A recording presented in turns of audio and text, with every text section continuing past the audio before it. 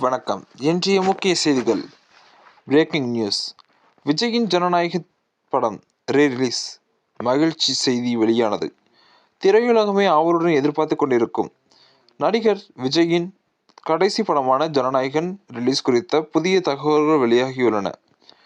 தணிக்கை சான்றிதழ் sensor certificate விவகாரத்தில் சென்னை உயர்நீதிமன்றம் தனி நீதிபதி அளித்த உத்தரவை அண்மையில் தலைமை நீதிபதி அமர்வு ரத்து செய்திருந்தது. நீதிமன்றத்தில் தொடர்ந்து போராடுவது படத்தின் வெளியீட்டை மேலும் தாமதப்படுத்தும் என கருதிய தயாரிப்பு நிறுவனம் தனி நீதிபதி முன்னிலையில் உள்ள வழக்கை வாபஸ் பெற்ற முடிவு செய்துள்ளதாக கூறுகிறது. வழக்கை வாபஸ் பெற்ற பிறகு சென்சார் போர்டின் மறு ஆய்வுக்கு குழுவிடம் ரிவைசிங் கமிட்டி விண்ணப்பித்து சுமார் 20 நாட்களுக்கு சான்றிதழ் பெற படக்குழு திட்டமிட்டுள்ளது. இந்த செயல்முறை வெற்றிகரமாக முடிந்ததால் பிப்ரவரி மாதம் இறுதியில் ஜனநாயகன் உலகம் முழுவதும் திரையரங்கில் வெளியாகும் என எதிர்பார்க்கப்படுகிறது.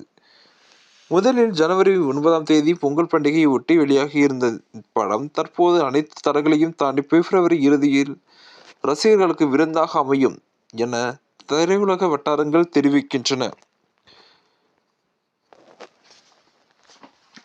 தளபதி விஜய் அவர்களின் இந்த அரசியல் பயணம்.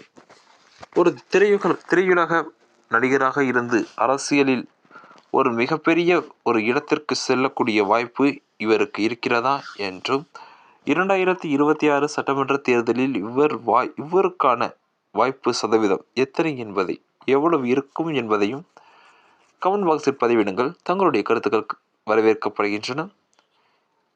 இது போன்ற உண்மை செய்திகளை உடனுக்குடன் தெரிந்து கொள்ள நமது நியூஸ் சேனல் இணைந்திருங்கள். நன்றி. மீண்டும் சந்திப்போம்.